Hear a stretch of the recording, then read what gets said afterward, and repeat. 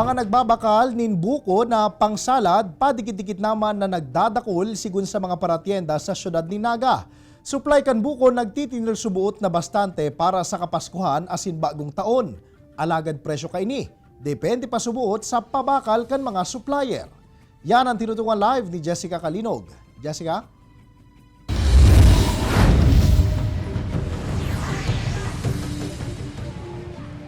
Jessie, arog kan lumpia aday kumpleto an handaan kun mayo an salad for dessert. Alagad mo niya na taon, syertong mapapalaban an bulsa kan publiko, taan presyo kan mga sangkap sa pagibo kaini. Nagmarahal naman. Kung buko ang hanap mo, apwera sa merkado publiko, pwede ka man magdiretso sa parteng inikan Balatas Dayangdang Road sa syudad ni Naga. Digdi mahihiling ang hilera kan mga paratyenda nin buko kung saan pwedeng magbakal nin bilog, kinaros na laman kaini o kaya purong buko juice sana. Sa saindang Christmas party, buko salad ang nakatoka sa 42 anyos sa sinanay Nora. Kaya digdi naman siya napadalagan para magbakal nin bagong karos na laman kan buko. Mas masiraman kaya po talaga.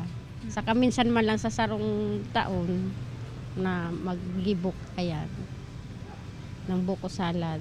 30 pesos ang kada pidaso kan buko. Mantang 180 pesos naman ang presyo kan kada kilo kan kinaros na laman kaini.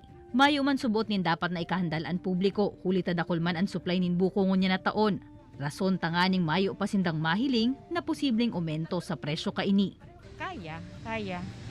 Dakol ang supply ngunyan, kumpara katong mga inot, ngunyan dakol ang supply tada imambaga kita binagyo or kung ano man na kalamidad ano.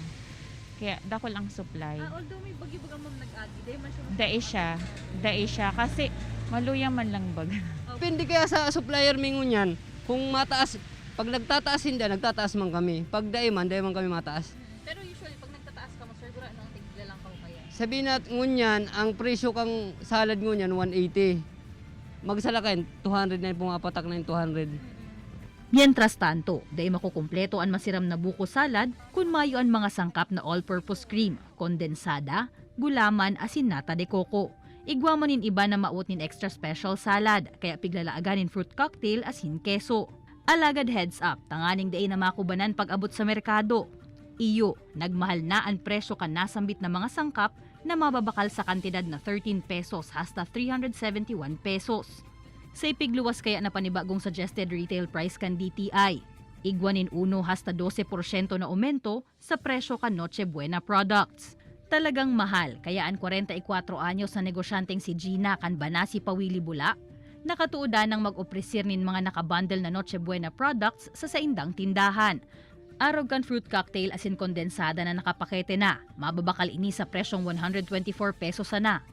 Ang macaroni asin fruit cocktail in 1 pack man, 149 pesos sana. Mas primero mo pong pigre-recommend talaga iyang may mga promo. Tapos syempre nakakalas na sa mga customer. Tapos panghatak din sa mga customer ang may mga promo talaga. Pigtawan doon man ni Gina na ang mga nakabundle na produkto harayo pa ang expiration date. Iniman ang sa indang pinakaenot na pigihiling antes na mag-opresir kaini.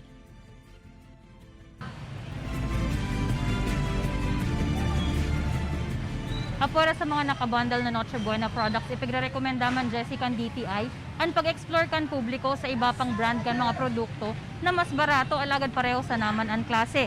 Available naman ang e-presyo app Jessie kan DTI kung saan pwedeng ma-access ang presyo kan man iba-ibang produkto sa partikular na mga establishmento. Kaya antes na magsaod nin panghanda ngunya na Noche Buena o Media Noche, pwede nang i-check sa nasambit na app kung saan man mga lugar na igwanin mas barato na mga produkto. Jessie? Alright, Jos Mabalos, Jessica.